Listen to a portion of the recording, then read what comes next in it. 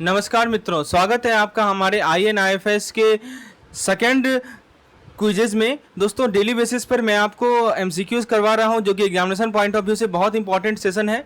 Last class में मैंने आपको यूनिट 1 से लेकर यूनिट 4 तक के एमसीक्यूज को करवाया था। यूनिट 1, 2, 3, 4 यानी 4 यूनिट के एमसीक्यूज को करवाया था, जिसका लिंक आपको मैं डिस्क्रिप्शन सेक्शन में प्रोवाइड कर देता हूं इस वीडियो के, ताकि आप जाकर उसको देखें। लगभग हमने 60 क्वेश्चन डिस्कस किए थे और आज हम लोग उसी सिलसिला को जारी रखते हैं। अच्छा रिस्पॉन्स आया आप लोगों का, आप लोग इच्छुक हैं कि मैं इस मैथ सेशन को जारी रखूं। चलिए शुरुआत करते हैं हम लोग आज के पहले क्वेश्चन के साथ। पहला सवाल है, इनमें से कौन सा जो है मेजर टाइप ऑफ इंफ्रास्ट्रक्चर नहीं है। दोस्तों, सबसे बेहतर तरीका ये होगा कि आप जो है इसे टाइम फ्रेम में काम कीजिए। क्या क्या कहने का मतलब हुआ मेरा कि दोस्तों, आप समय, जैसे कि मैं आपको क्वेश्चन दिया, पहले आप खुद सोचिए कि क्या सही जवाब है और फिर मेरे एक्सप्लेनेशन को सुनिए। तो इस प्रकार से आप इस वीडियो का सबसे बेस्ट तरीके से फायदा उठा पाएंगे, समझे। चलिए, सवाल है कि इनमें से कौन सा जो है एक मेजर टाइप ऑफ इंफ्रास्ट्रक्चर नहीं है, ये सवाल है। तो देखते हैं, ऑप्शन देखते हैं। पहला कर रहा है एनर्जी इंफ्रास्ट्रक्चर, दूसरा कर रहा है ट्रांसपोर्टेशन इंफ्रास्ट्रक्चर, तीसरा है सोशल और चौथा है ऑल ऑफ द अबव। क्या लगता है आपको, क्या सही लगता है। दोस्तों, नहीं पूछा गया है ना, तो सही जवाब है इसका सी, यानी कि सोशल इंफ्रास्ट्रक्चर। देखिए दोस्तों, सोशल इंफ्रास्ट्रक्चर एक इंफ्रास्ट्रक्चर का पार्ट नहीं माना जाता है। अब आप पूछेंगे कि सोशल इंफ्रास्ट्रक्चर के अंदर होता क्या क्या है, तो जैसे आपका स्कूल हो गया, जैसे आपका हॉस्पिटल्स हो गया, राइट, फिर आपके लाइब्रेरीज हो गए, स्कूल, हॉस्पिटल्स, लाइब्रेरीज, तो ये सभी इंपॉर्टेंट है हमारी सोसाइटी के लिए, लेकिन उनको इंफ्रास्ट्रक्चर उस तरह से नहीं माना जाता जिस तरह से रोड, ब्रिजेस और पावर प्लांट को माना जाता है। इसीलिए हमारा सही जवाब क्या होगा, ऑप्शन नंबर सी सही जवाब होगा। अगला सवाल है, विच of the following is not a benefit of infrastructure development, यानी इंफ्रास्ट्रक्चर डेवलपमेंट का इनमें से कौन सा बेनिफिट नहीं है। ध्यान दीजिएगा, सवाल को ध्यान से पढ़िएगा कि नहीं कहा गया है, तो हमको हमेशा ये इंश्योर करना है कि हम क्वेश्चन को सही से रीड करें, ठीक है। तो कौन सा जो है बेनिफिट नहीं है इंफ्रास्ट्रक्चर डेवलपमेंट का, बताइए क्या सही जवाब होगा। पहला कह रहा है इंक्रीज इकोनॉमिक ग्रोथ, दूसरा कह रहा है इंप्रूव क्वालिटी ऑफ लाइफ, तीसरा कह रहा है इंक्रीज इंप्लॉयमेंट, चौथा कह रहा है all of the above are the benefit of infrastructure development. तो दोस्तों, क्या सही लगता है आपको। देखिए, सही जवाब है इसका डी, यानी कि जितने भी है ना, चाहे आपका इकोनॉमिक ग्रोथ बढ़ रहा है, क्वालिटी ऑफ लाइफ बढ़ रहा है, ठीक है, तो इंफ्रास्ट्रक्चर डेवलपमेंट के कारण हमारा इन्वायरमेंटल डैमेज भी होता है, कभी कभी लोगों का विस्थापन भी होता है, यानी डिस्प्लेसमेंट ऑफ पीपल भी होता है, लेकिन इन जनरल इंफ्रास्ट्रक्चर डेवलपमेंट का बहुत सारा पॉजिटिव बेनिफिट भी है।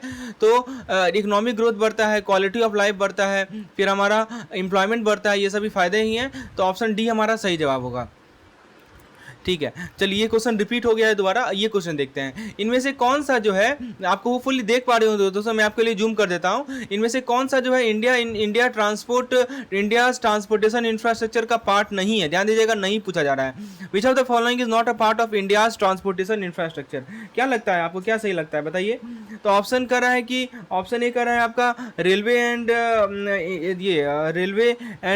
रेलवे स्टेशन, दूसरा कर रहा है sea ports and airports, industrial corridor and logistic part, road and highway. बताइए, इंडिया ट्रांसपोर्टेशन इंफ्रास्ट्रक्चर का कौन सा पार्ट नहीं है। तो सही जवाब है option number C, industrial corridor and logistic part. क्योंकि दोस्तों, इंडस्ट्रियल कॉरिडोर और लॉजिस्टिक पार्ट जो है ना, गवर्नमेंट के इनिशिएटिव का पार्ट है। गवर्नमेंट का कौन सा इनिशिएटिव, आर्थिक विकास का जो इनिशिएटिव है और इंडस्ट्रियल ग्रोथ का जो इनिशिएटिव है, लेकिन ये डायरेक्टली कंसिडर नहीं किए जाते हैं component of transportation and infrastructure. दोस्तों, बहुत लोगों के मन में एक प्रश्न उठता है कि आप जो, हमारे पास कम समय बच गया है, हमें बैंक भी जाना है, हमारे पास कम टाइम है, तो ऐसा कोई कोर्स है जिसको हम यदि फॉलो करें तो हमें पिन पॉइंटेड कंटेंट मिले, या यदि हम उतना पढ़ ले तो हमारा एग्जाम निकल जाए। तो दोस्तों, बिल्कुल सही, आप सही जगह पे हैं। आपके लिए मैं एक कोर्स लाया हूं दोस्तों, जिसका आप नाम देख सकते हैं, JIV कैप्सूल PDF।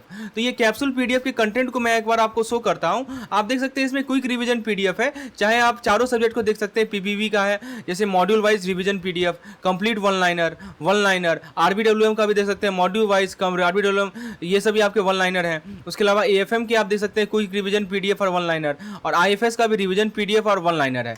तो फ्रेंड्स, इसके अलावा और क्या मिलेगा आपको, सभी का क्विजेस मिल जाएंगे, यानी आप जो है क्विज जो है बैठ के अटेम्प्ट कर सकते हैं इस कैप्सूल PDF के अंदर। तो फ्रेंड्स, ये PDF इसलिए बनाया गया है कि आप क्विजेस जो है अपने ऑफिस में अटेम्प्ट करें, और जो वन लाइनर है PDF को पढ़ लें और क्विजेस अटेम्प्ट करें। क्विजेस मैक्सिमम अटेम्प्ट करें, लगभग 100 क्विजेस हैं पर सब्जेक्ट, और प्रत्येक क्विज में 20 क्वेश्चन है, यानी आप समझ सकते हैं कि 2000 क्वेश्चन आप प्रैक्टिस करके जा रहे हैं एक सब्जेक्ट का, मोर देन एनफ है।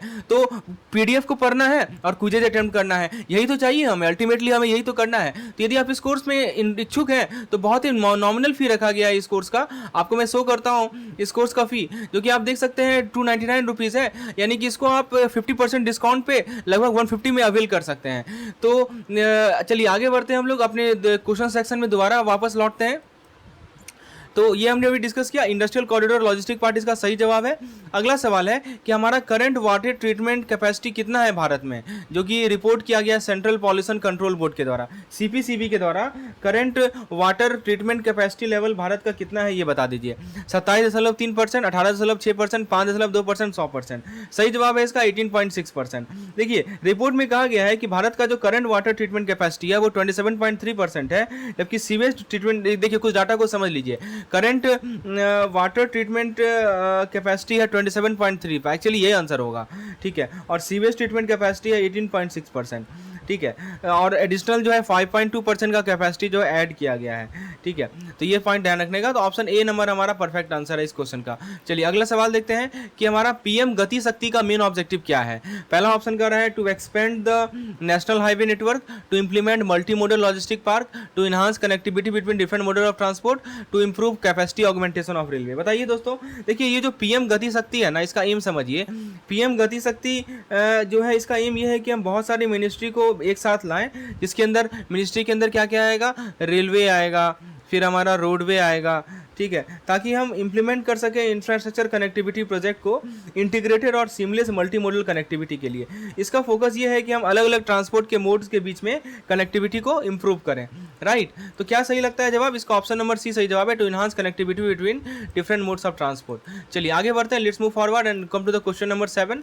विच of the following is not a highlight of the PM Gati Shakti. देखिए दोस्तों, इस प्रकार का सवाल मैंने आप लोगों के लिए प्रस्तुत किया है क्योंकि इसके अंदर 4 या 5 कंसेप्ट इन्वॉल्व हैं। बताइए दोस्तों, आपको क्या लगता है सही कौन सा हाईलाइट नहीं है। पहला कह रहा है कि हमारा नेशनल हाईवे नेटवर्क का एक्सपेंशन हो गया है 25,000 किलोमीटर तक 2022-23 में। Awarding contract for multi model logistic part at 4 location through PPP model, public private partnership model. Implementation of the one station one product concept to support local business, manufacturing of 400 new generation Vande Bharat train in the next 3 year। तो कौन सा highlight नहीं है PM Gati शक्ति का, तो सही जवाब है ऑप्शन नंबर डी। देखिए 400 new generation Vande Bharat train का जो पार्ट है वो पीएम गति शक्ति का पार्ट नहीं है, ये एक सेपरेट इनिशिएटिव है ताकि हम इन्हांस कर सके, right, this is a separate initiative to enhance the railway technology and capacity augmentation. तो इसका सही जवाब क्या है दोस्तों, क्या नहीं है पार्ट, तो ऑप्शन डी नंबर सही है इसका। चलिए आगे बढ़ते हैं, हम लोग क्वेश्चन नंबर 8 पे आते हैं। इनमें से कौन सा प्रोजेक्ट है जिसका एम है कि हम अपग्रेड करें लिविंग कंडीशन को, इंफ्रास्ट्रक्चर को in the selected city in India. तो यदि हमें सेलेक्टेड सिटी, भारत के सेलेक्टेड सिटी में लिविंग कंडीशन और इंफ्रास्ट्रक्चर को अपग्रेड करना है, डेवलप करना है, तो कौन सा प्रोग्राम आता है। PM Gati Shakti cargo terminal, national ropeway development programme, Parvatmala, smart city mission, Atal mission for rejuvenation and urban transformation, AMRUT बोलते हैं। क्या लगता है आपको, क्या सही जवाब होगा इसका, तो बताइए। देखिए इसका सही जवाब है smart city mission, option number C इसका सही जवाब है। समझिए स्मार्ट सिटी मिशन एक मेजर अर्बन रिन्यूएबल प्रोग्राम है जो कि सरकार के द्वारा लॉन्च किया गया ताकि हम लिविंग कंडीशन और इंफ्रास्ट्रक्चर को डेवलप कर सकें 100 सिटीज में, राइट, 100 सिटीज में लिविंग कंडीशन को इंप्रूव करने के लिए स्मार्ट सिटी मिशन को लॉन्च किया गया।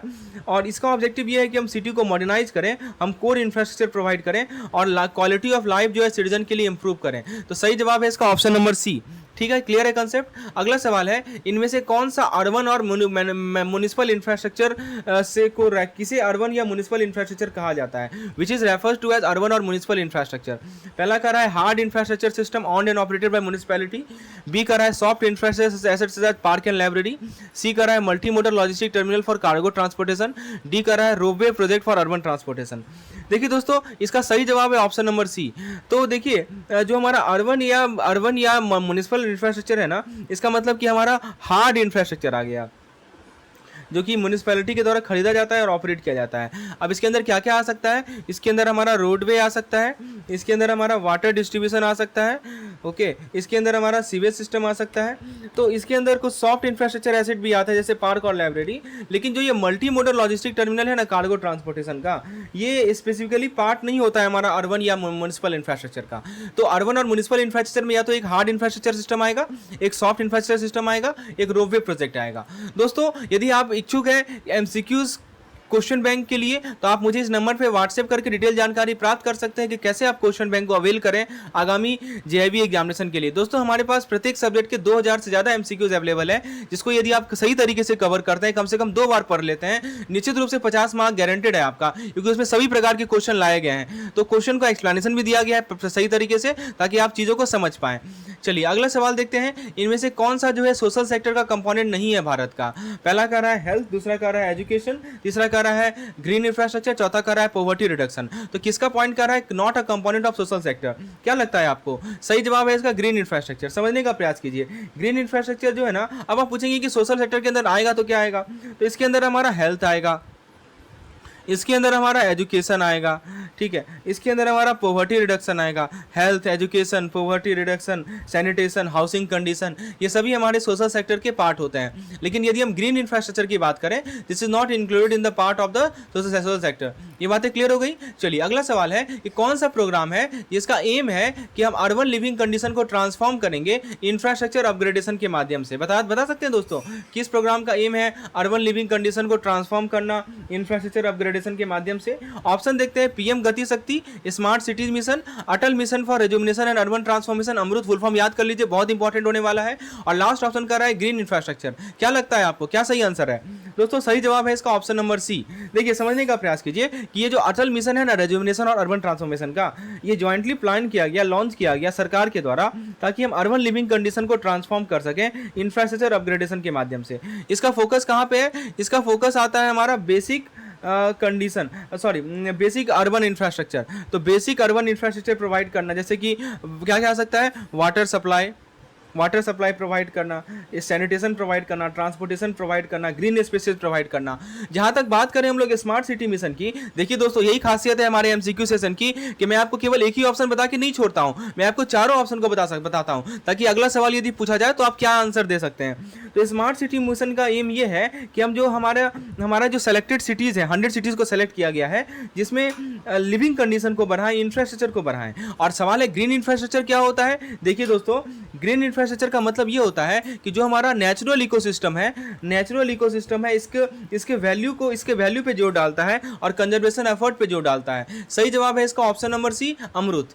चलिए आगे बढ़ते हैं हम लोग। इनमें से कौन सा फैक्टर को हम लोग ईएसजी के अंदर कंसीडर नहीं करते हैं? ईएसजी का फुल फॉर्म क्या होता है? इन्वायरमेंटल, सोशल और गवर्नेंस। फुल फॉर्म याद कर लीजिए, बहुत इंपॉर्टेंट है।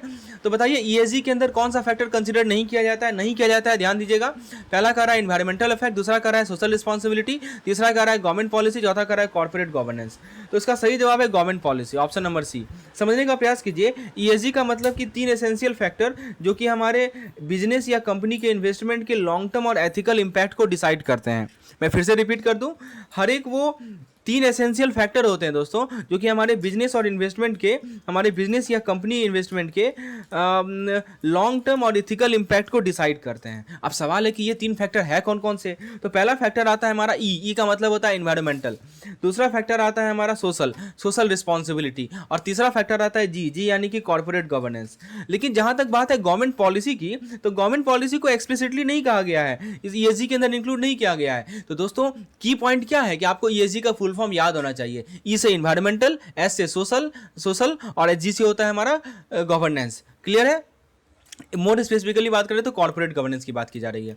चलिए अगला सवाल देखते हैं दोस्तों, which of the following is not a major challenge to the Indian health care system. दोस्तों आप देख सकते हैं इस प्रकार से हमने क्या कर रखा है, अपने ऐप पे इस प्रकार से मैंने क्विजेस डाल रखे हैं। लगभग 2000 क्वेश्चन क्विज के फॉर्म में है, जिसको आप कहीं भी बैठे, ऑफिस में बैठे, घर बैठे, कहीं भी उसे अटेम्प्ट कर सकते हैं, और वो टाइम लिमिट के अंदर अटेम्प्ट करना होता है। So if you want to attempt all this quizzes unlimited number of time, ऐसा नहीं है कि आप एक ही बार, जितना बार चाहे उतना बार अटेम्प्ट कर सकते हैं। You can WhatsApp me on this particular number shown on the screen and you can avail the mock test plan.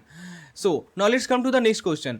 इसमें पूछा जा रहा है आपसे, इनमें से कौन सा हमारा इंडियन हेल्थ केयर सिस्टम का मेजर चैलेंज नहीं है? ध्यान दीजिएगा, नहीं पूछा जा रहा है। चलिए पहला ऑप्शन देखते हैं। पहला ऑप्शन कर रहा है इनएडिक्वेट फंडिंग, दूसरा कर रहा है lack of skilled health care worker, तीसरा कर रहा है rural urban divide in health care access, चौथा कर रहा है ऑल द अबव।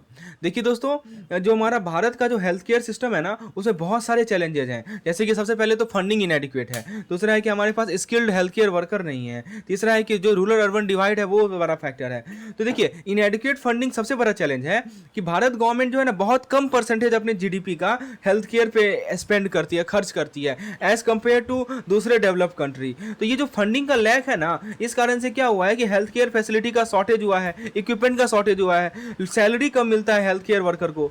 अच्छा, दूसरा ऑप्शन जो कह रहा है कि स्किल्ड हेल्थ केयर वर्कर ना होना, देखिए ये भी बहुत बड़ा चैलेंज है। डॉक्टर के शॉर्टेज है, नर्सेस के शॉर्टेज हैं, दूसरे हेल्थ केयर वर्कर के शॉर्टेज हैं, और ये शॉर्टेज बहुत सारे फैक्टर्स के कारण है, चाहे उन्हें कम सैलरी मिल रहा हो, चाहे उनका वर्किंग कंडीशन पुअर हो, चाहे उनको ट्रेनिंग नहीं दी जा रही हो, और तीसरा कह रहा है rural urban divide in health care access. देखिए ये भी सबसे बड़ा चैलेंज है। जो भी लोग रूरल एरिया में रहते हैं, गांव के क्षेत्र में रहते हैं जो लोग, उनके पास जो है हेल्थ केयर सिस्टम का एक्सेस होता ही नहीं है, कम एक्सेस होता है एज कम्पेयर टू जो लोग अर्बन एरिया में रहते हैं। अब दोस्तों इसके पीछे बहुत सारा कारण है। सबसे पहला रीज़न ये है कि रूरल एरिया में हेल्थ केयर फैसिलिटी नहीं है, ट्रांसपोर्टेशन का नहीं होना। तो दोस्तों ये तीनों के तीनों चैलेंज है, तो हमारा ऑप्शन नंबर डी सबसे परफेक्ट आंसर है इस क्वेश्चन का। चलिए आगे बढ़ते हैं। नेक्स्ट क्वेश्चन है, इनमें से कौन सा फंडामेंटल प्रीमाइस नहीं है फैमिली वेलफेयर प्रोग्राम का भारत में? तो बहुत बढ़िया सवाल है। तो ऑप्शन है acceptance of family welfare system is voluntary, integrated maternal and child health, MCH. MCH का फॉर्म क्या होता है? Maternal and child health. Integrated MCH and family planning services are provided, family welfare services are accessible and provided free of cost, sterilisation is a primary method of fertility management. क्या लगता है आपको, इनमें से कौन सा हमारे फैमिली वेलफेयर प्रोग्राम का फंडामेंटल प्रीमाइस नहीं है? ध्यान दीजिएगा, नहीं पे फोकस करना है। बता सकते हैं आप? देखिए दोस्तों, जो हमारा फैमिली वेलफेयर प्रोग्राम है ना भारत में, इसका एम ये है कि हम हेल्थ केयर रिक्वायरमेंट को मीट करें जनरल पब्लिक के बीच में। तो जो हमारा फंडामेंटल प्रीमाइस है, इसके अंदर क्या होता है कि हम फैमिली वेलफेयर को एक्सेप्ट करें, वॉलंटरली एक्सेप्ट करें। समझ में आ रहा है? ठीक है। तो दूसरा क्या है कि हमारे पास प्रोविजन हो एमसीएच का, मैटरनल एंड चाइल्ड हेल्थ का, ठीक है, फैमिली प्लानिंग सर्विसेज का, और तीसरा है कि इनका एक्सेस हमें इजीली हो, फ्री ऑफ कॉस्ट हो। समझे? तो स्टरलाइजेशन जो है एक मेथड है फर्टिलिटी मैनेजमेंट का, लेकिन ये प्राइमरी मेथड नहीं है जो कि फैमिली वेलफेयर प्रोग्राम के द्वारा इम्फेसाइज किया जाए। तो ऑप्शन नंबर डी हमारा सही होगा इसका। समझ में आया दोस्तों? ऊपर के जो तीनों ऑप्शन है, ये तीनों के तीनों हमारे फंडामेंटल प्रीमाइस हैं फैमिली वेलफेयर प्रोग्राम के भारत में। अगला सवाल है कि इनमें से कौन सा हेल्थ इंफ्रास्ट्रक्चर का कंपोनेंट नहीं है? ध्यान दीजिएगा, नहीं पे सवाल पूछा जा रहा है। ऑप्शन ए कर रहा है हमारा स्किल्ड लेबर, ऑप्शन बी कर रहा है हमारा integrated electronic information system, option C कर रहा है public health agency, option D कर रहा है रूरल फैमिली वेलफेयर सेंटर। क्या लगता है आपको? ध्यान दीजिएगा दोस्तों, यदि हम हेल्थ इंफ्रास्ट्रक्चर की बात करें, इसके अंदर बहुत सारे कंपोनेंट्स आते हैं, जैसे कि स्किल्ड लेबर होते हैं, जैसे कि हमारे पब्लिक हेल्थ एजेंसीज होते हैं, जैसे कि हमारे information integrated electronic information system होते हैं, रिसर्च होते हैं, राइट। तो रूरल फैमिली वेलफेयर सेंटर जो है हमारे हेल्थ केयर सिस्टम के पार्ट है। ये जो लिखा गया है ना, rural family welfare centre, this is a part of our health care system. ठीक है, this is a part of our health care system, but they are not specifically mention as the component of health care. ठीक है ना? तो ये हमारे health care का component नहीं माना जाता, इसीलिए हमारा ऑप्शन डी जो है वो सही जवाब है। कैसा लग रहा है आपको वीडियो? यदि आपको चीज़ें समझ में आ रही होंगी, यदि आपको हमारा एफर्ट लग रहा है कि हाँ कुछ बेनिफिट हो रहा है, तो please hit the like button so as to encourage me to make more and more such videos. अगला सवाल है, इनमें से कौन सा स्टेटमेंट करेक्ट नहीं है सोशल इंफ्रास्ट्रक्चर के रिगार्डिंग, और इसका जो इम्पैक्ट होता है इकोनॉमिक डेवलपमेंट और वेलबींग पे?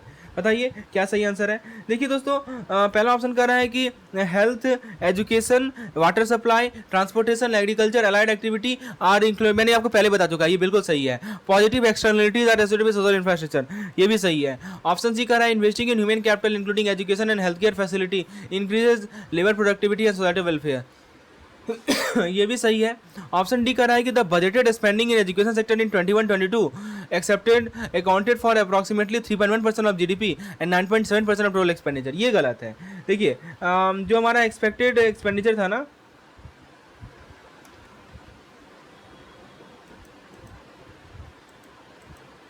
Okay, now let's see the next question. इनमें से कौन सा ग्लोबलाइजेशन के रिगार्डिंग करेक्ट स्टेटमेंट नहीं है? नहीं है, ध्यान दीजिएगा। पहला कर रहा है globalisation is defined as the rise in the economic integration among nation, बिल्कुल सही जवाब है।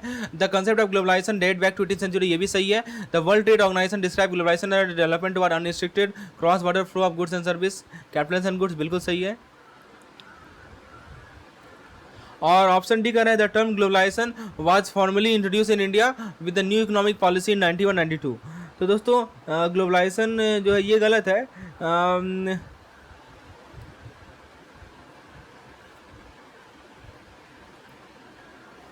जो टर्म ग्लोबलाइजेशन था ना, उसको फॉर्मली इंट्रोड्यूस किया गया था भारत में न्यू इकोनॉमिक पॉलिसी 1991-92 में।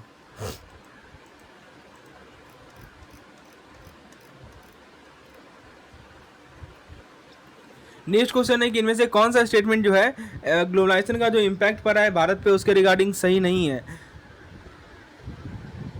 बताइए। पहला कर रहा है कि globalisation has cause significant changes in the Indian economy, policy, production and consumer behaviour.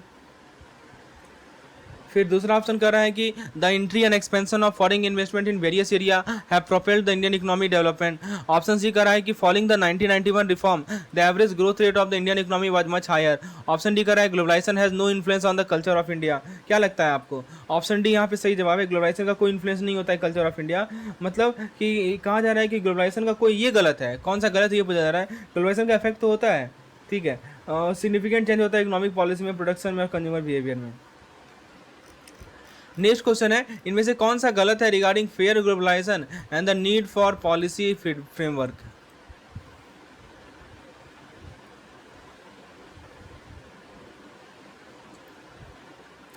तो बताइए फेयर ग्लोबलाइजेशन के रिगार्डिंग कौन सा स्टेटमेंट जो है हमारा गलत है। पहला ऑप्शन कर रहा है कि फेयर ग्लोबलाइजेशन जो है अपॉर्चुनिटी क्रिएट करता है सभी को और इंश्योर करता है कि बेनिफिट को इक्वली शेयर किया जाए। ये तो बिल्कुल सही जवाब है, ऑप्शन है। ऑप्शन बी कर रहा है कि government major must safeguard the interest of all citizen including worker and protect their right and entitlement. ये भी सही है, ये भी बिल्कुल फेयर ग्लोबलाइजेशन का यही मतलब होता है। ऑप्शन सी कर रहा है कि fair globalisation must be supported by the pillars of economic development, social development and environmental protection. ये भी सही है। ऑप्शन डी का रहा है कि addressing the wants and needs of all people is not the corner store. ये गलत है। देखिए फेयर ग्लोबलाइजेशन का मतलब यही होता है कि ये अपॉर्चुनिटी प्रोवाइड करे, टेंजिबल बेनिफिट प्रोवाइड करे कंट्रीज के सभी लोगों को, ठीक है। उनके वांट्स क्या है, उनके नीड्स क्या है, वो एक कॉर्नर स्टोर होता है इक्विटेबल ग्लोबलाइजेशन के लिए। ऑप्शन डी हमारा परफेक्ट आंसर है। तो सही जवाब क्या होगा इसका? Option number D. चलिए आगे बढ़ते हैं हम लोग नेक्स्ट क्वेश्चन पे। अगला सवाल है कि इनमें से कौन सा स्टेटमेंट गलत है regarding the threatened reemergence of protectionism and shift in the view point toward globalisation. तो बताइए प्रोटेक्शनिज्म के बारे में कौन सा स्टेटमेंट गलत है, ये पूछा जा रहा है आपसे। तो पहला ऑप्शन कर रहा है कि protectionism has three main form, tariff, import Kota and non tariff barrier. बिल्कुल सही बात है। दूसरा ऑप्शन कर रहा है कि protectionism aim to protect home producer and worker from foreign competition. बिल्कुल सही। प्रोटेक्शनिज्म आया ही क्यों? क्योंकि दोस्तों जो हमारे होम प्रोड्यूसर है और वर्कर है उनको फॉरेन कंपटीशन से हम बचा सकें। और कुछ इवेंट हुआ है जैसे कि ब्रेक्जिट हुआ है, यूएस चाइना ट्रेड डिस्प्यूट हुआ है, रसिया यूक्रेन कॉन्फ्लिक्ट हुआ है। इस कारण से जो है ग्लोबलाइजेशन को एम्ब्रेस किया गया है। और जो लास्ट ऑप्शन कर रहा है कि वर्ल्ड ट्रेड ऑर्गेनाइजेशन का जो डिस्प्यूट सेटलमेंट मैकेनिज्म है ये लिमिटेड रोल प्ले करता है टुवर्ड शिफ्ट टुवर्ड प्रोटेक्शनिज्म। देखिए दोस्तों ऑप्शन नंबर डी यहाँ पे गलत है, यही सही ऑप्शन होगा हमारा। क्योंकि दोस्तों जो हमारा लिमिटेड रोल है वर्ल्ड ट्रेड ऑर्गेनाइजेशन के डिस्प्यूट सेटलमेंट मैकेनिज्म का, वो क्रिटिकल फैक्टर होता है toward the shift toward protectionism. ये क्रिटिकल फैक्टर है, यहाँ पे सपोर्टिव फैक्टर नहीं है ये। सो ऑप्शन नंबर डी यहाँ पे क्या होगा हमारा? सही होगा। अगला 21 नंबर क्वेश्चन देखते हैं। इनमें से कौन सा जो है ग्लोबलाइजेशन के और इसके इंपैक्ट के रिगार्डिंग गलत स्टेटमेंट है। Which are the following statement is wrong regarding the globalisation and its impact. पहला कर रहा है कि ग्लोबलाइजेशन के कारण जो है सिग्निफिकेंट चेंज आया है भारत की आर्थिक नीति में, प्रोडक्शन में और कंज्यूमर बिहेवियर में। तो सही है, बिल्कुल चेंज आया है। फिर कह रहा है कि proponent of globalisation believe that it helps in developing country to catch up to the develop one through increase manufacturing, diversification, economic development. ये भी सही है। सी कह रहा है कि protectionism result in decline in trade, price rise and necessity for provision of subsidy. बिल्कुल सही है। और लास्ट ऑप्शन कह रहा है कि unprecedented event such as Brexit, withdrawal of US from the trans pacific partnership, the US China trade dispute, the recent कोविड-19 pandemic and the Russia Ukraine conflict are the reason for advocating globalisation. देखिए दोस्तों जो हमारे unprecedented event हुए हैं ना, यही reason है हमारे ग्लोबलाइजेशन को ये करने के लिए। इनमें से कौन सा गलत स्टेटमेंट है regarding economic reform and their impact in India. तो इकोनॉमिक रिफॉर्म्स और इम्पैक्ट के रिगार्डिंग कौन सा गलत स्टेटमेंट है। पहला कह रहा है economic reform refers to the process of reducing the role of the state and increasing the role of private sector in the economy. गलत है। ये स्टेटमेंट सही है। इकोनॉमिक रिफॉर्म का मतलब होता है कि हम स्टेट के रोल को कम करें। फिर कह रहा है economic reform in India have aimed at the expending private sector participation in the country economic growth process. C कर रहा है कि the reform initiated in 1980s in India saw significant deregulation and liberalisation of various sector. तो दोस्तों देखिए कहा जा रहा है कि जो 1980s में जो चेंजेस आए ना उसमें डीरेगुलेशन को लिमिट किया गया और पार्शियल लिबरलाइजेशन किया गया कुछ ही हिस्से को प्रीवियस रेगुलेटरी सिस्टम का। तो जो ब्रॉडर स्कोप था वो 1990s में आया था। इसलिए ऑप्शन नंबर जो हमारा सी है वो यहाँ पे गलत है। नेक्स्ट कर रहा है कि इनमें से कौन सा करेक्ट नहीं है regarding economic reform in India 1991। पहला कर रहा है कि जो इकोनॉमिक रिफॉर्म आया था 1991 में उसको इम्प्लीमेंट किया गया in response to factors such as adverse balance of payment, poor performance of the public sector and high government डेप्ट। ऑप्शन बी कह रहा है the term new economic reform refers to the new liberal policy introduce by the Indian government in 1991 with the main pillar is LPG. Option C कह रहा है कि 1991 का जो इकोनॉमिक रिफॉर्म है इसका एम है कि हम हाई इकोनॉमिक ग्रोथ को अचीव करें और बैलेंस ऑफ पेमेंट इशू को एड्रेस करें, एफडीआई को अट्रैक्ट करें। ऑप्शन डी कह रहा है कि इकोनॉमिक ट्रांसफॉर्मेशन जो है रिफॉर्म लाया 1991 के रिफॉर्म के द्वारा जो इकोनॉमिक ट्रांसफॉर्मेशन लाया गया इस कारण से पॉवर्टी बढ़ा और रिड्यूस हुआ social economic indices among countable. ये गलत है, ऑप्शन डी गलत है। देखिए दोस्तों हुआ क्या कि इंडियन इकोनॉमिक ट्रांसफॉर्मेशन जो कि रिफॉर्म के द्वारा लाया गया इसके थ्रू पॉवर्टी बढ़ा नहीं, पॉवर्टी घटा, राइट, पॉवर्टी घटा। और क्या हुआ इस कारण से जो है सारे सोशियो इकोनॉमिक कैटेगरी में पॉवर्टी घटा, कैपेसिटी बढ़ा एग्रीकल्चर और इंडस्ट्रियल आउटपुट में और सोशियो इकोनॉमिक इंडिसेस बढ़ा। तो ऑप्शन नंबर डी क्या होगा हमारे यहाँ पे सही होगा, मतलब क्वेश्चन के हिसाब से सही है, गलत है ऑप्शन। अगला कह रहा है कि इनमें से कौन सा करेक्ट नहीं है regarding the economic change introduce in India by the LPG. 1991 और एलपीजी के द्वारा जो हमारे भारत में आर्थिक नीतियों में बदलाव आई उसके रिगार्डिंग कौन सा स्टेटमेंट गलत है।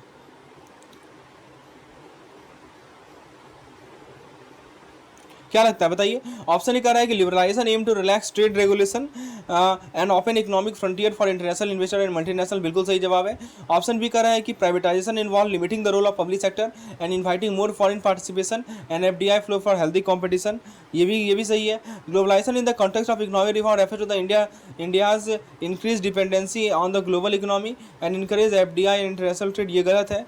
ऑप्शन डी कह रहा है कि इकोनॉमिक क्राइसिस जो 1980 में आया उसके कारण था poor economic management resulting in rising crisis external debate, ये गलत है।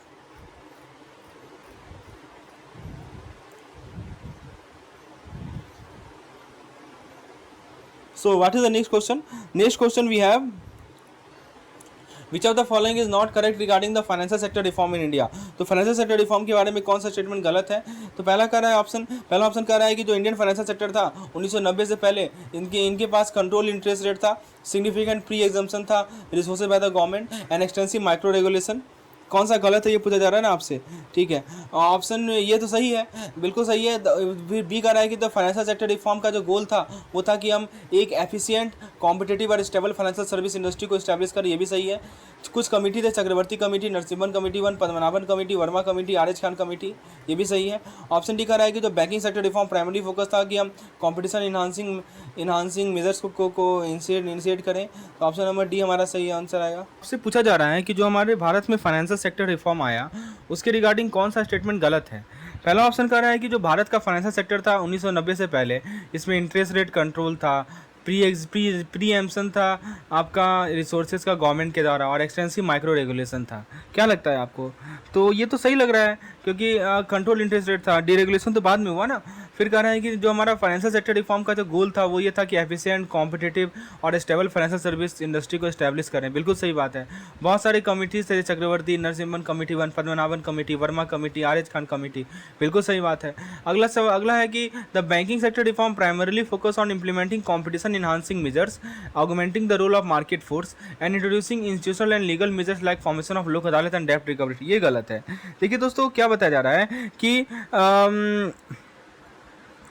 जो हमारा बैंकिंग सेक्टर रिफॉर्म था ना इसके अंदर बहुत सारे मेजर्स लिए गए, जैसे कि फेज इंप्लीमेंटेशन हुआ प्रूडेंशियल मेजर्स का, कॉम्पिटिशन इनहांसिंग मेजर हुआ, मार्केट फोर्स रोल ऑगमेंटेशन हुआ, इंस्टीट्यूशनल और लीगल मेजर्स लाए गए, सुपरवाइजरी मेजर्स लाए गए, टेक्नोलॉजिकल एडवांसमेंट हुआ, राइट। तो ऑप्शन नंबर डी यहाँ पे सही जवाब है। नेक्स्ट क्वेश्चन है इनमें से कौन सा स्टेटमेंट जो है गलत है रिगार्डिंग द 1990। इसको मैंने आपको पहले बता दिया है, कोई जरूरी नहीं है बार बार डिस्कस करना है कि क्वेश्चन को। हाँ, पहला जो फेज था हमारा फाइनेंशियल सेक्टर रिफॉर्म का उसके रिगार्डिंग कौन सा स्टेटमेंट गलत है। So first phase of the Indian economic reform financial sector reform. तो बताइए ऑप्शन ए कह रहा है कि the Narasimhan committee 1 has been appointed by the government of India to rebuild the financial health of commercial bank and make their functioning efficient and profitable। तो ये सही है स्टेटमेंट है। बी कह रहा है कि the new guideline issued by the RBI in February 1992 focused on income recognition, asset classification, provisioning requirement, emphasising credit risk and recovery management, ये भी सही है। पहला फेज जो था इसके अंदर कुछ मेजर्स लिए गए जैसे capital adequacy norms, progressive reduction of cash reserve ratio, statutory liquidity ratio, फिर deregulation of lending rate and credit delivery, ये भी सही है। ऑप्शन डी कह रहा है कि जो सेकंड फेज रिफॉर्म का था इसके अंदर डीआरटी के कंसेप्ट को लाया गया, एम्फसाइज किया गया कि हम नए प्राइवेट बैंक का एंट्री हो और मर्जर और एमलगमेशन का हो। देखिए दोस्तों, ये स्टेटमेंट गलत है। जो हमारा डीआरटी का एस्टेब्लिशमेंट था वो एक रिफॉर्म का पार्ट था जो कि फर्स्ट फेज के दौरान हुआ था, ना कि सेकंड फेज के दौरान। यहाँ पे क्या कर रहा है ये सेकंड फेज, ये सेकंड फेज जो लिख दिया इसीलिए गलत हो गया। ठीक है, तो सेकेंड फेज में कुछ और मेजर्स थे लेकिन इसके अंदर डीआरटी का इंट्रोडक्शन नहीं था, तो ये हमारा पहला फेज में ही था। राइट, तो हमारा जो इकोनॉमिक रिफॉर्म का बहुत सारा फेजेज है, पहला फेज में ही डीआरटी को इंट्रोड्यूस किया गया था। अगला सवाल है कि कौन सा स्टेटमेंट गलत है regarding the second phase of banking. आप देखिए सेकंड फेज पे आ जाइए। पहला ऑप्शन कह रहा है कि जो committee on banking sector reform है भारत में, इसको स्टैब्लिश किया गया 1998 में under the chairmanship of M Narasimhan to review the progress of banking sector reform and chart a programme for further reform. सही है। The second phase of reform included milestone such as deregulation of branch licensing, implementation of prudential norms, और last option कह रहा है focus on the liquidity management. और सी क्या कर रहा है, सी कर रहा है हमारा कि जो प्रूडेंशियल रिफॉर्म्स है बैंकिंग सेक्टर में उस कारण से क्या हुआ, उसके अंदर हमारा फेज इंप्लीमेंटेशन होता है international best practice to lower the overall quality.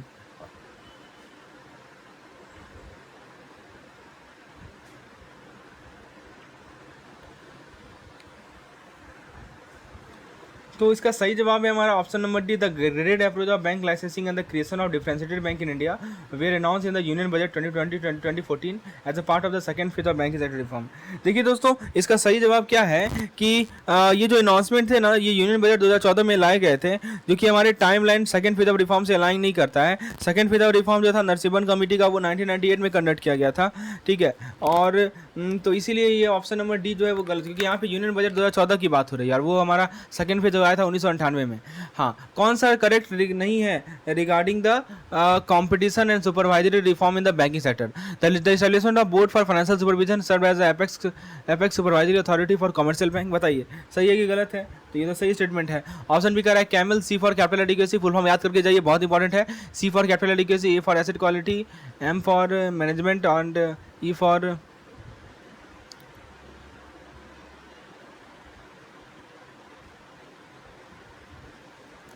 Camel. समझ में आया? CAMEL supervisory rating was implemented along with the transition to risk based supervision. Option C कर रहा है कि the recasting of the role of the statutory auditor and strengthening of internal control through internal audit were the part of supervisory reform. Option D कर रहा है the government extended public sector bank operational autonomy and lowered public ownership through reform measure that allot them to 49% of the paid up capital from the stock. क्या सही नहीं है बताइए? तो option D सही नहीं है। देखिए, बताया जा रहा है कि जो रिफॉर्म था उसका एम ये था कि हम ऑपरेशनल ऑटोनॉमी को बढ़ाएं पब्लिक सेक्टर बैंक को, और पब्लिक ऑनरशिप कम करें, उन्हें परमिट करें कि वो कैपिटल ऑब्टेन करें स्टॉक मार्केट से।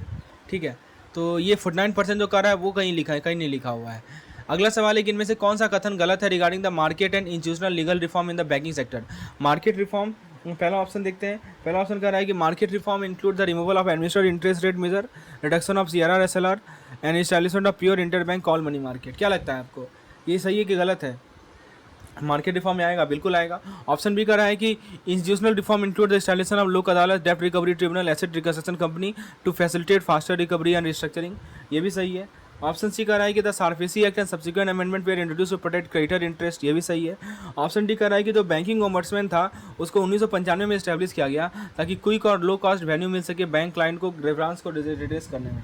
दोस्तों, ये स्टेटमेंट गलत है। क्यों गलत है मैं आपको बताता हूँ। देखिए, बताया जा रहा है कि बैंकिंग ओम्बड्समैन 1995 में आया था। राइट, एफिशिएंट और कॉस्ट इफेक्टिव मैकेनिज्म था for resolving consumer complain related bank in India.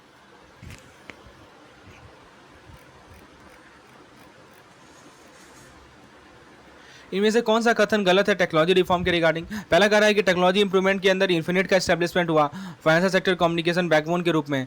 तो ये सही है, बिल्कुल सही है। ऑप्शन बी कह रहा है कि एटीएम का यूजेस जो है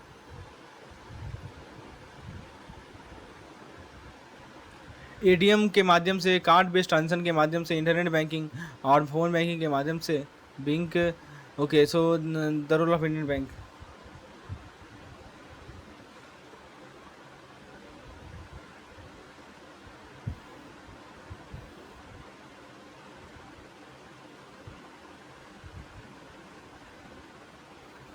ऑप्शन सी कह रहा है कि जो आईटी विजन डॉक्यूमेंट था 2011-17 का, इसमें रोड मैप आया था increase IT usage in the banking industry, develop by high level committee chaired by K C Chakravarty. क्या लगता है? बिल्कुल सही बात है। ऑप्शन डी कह रहा है कि जो डिजिटल इंडिया रिवॉल्यूशन था कैटलाइज हुआ पीएमजेडीवाई, ई-केवाईसी, यूपीआई, इस कारण से क्या हुआ कि कैश से कैश बेंसी का क्रिएट हुआ। तो इसका भी ऑप्शन नंबर डी सही जवाब है। तो फ्रेंड्स, ये था हमारा आज का डिस्कशन एमसीक्यू सेशन का। होपफुली आपने इसे एंजॉय किया होगा। और भी कुछ क्वेश्चन हमने डाल रखे हैं फेरा फेमा से रिलेटेड, उसको हम लोग अगले वीडियो में डिस्कस करेंगे। धन्यवाद।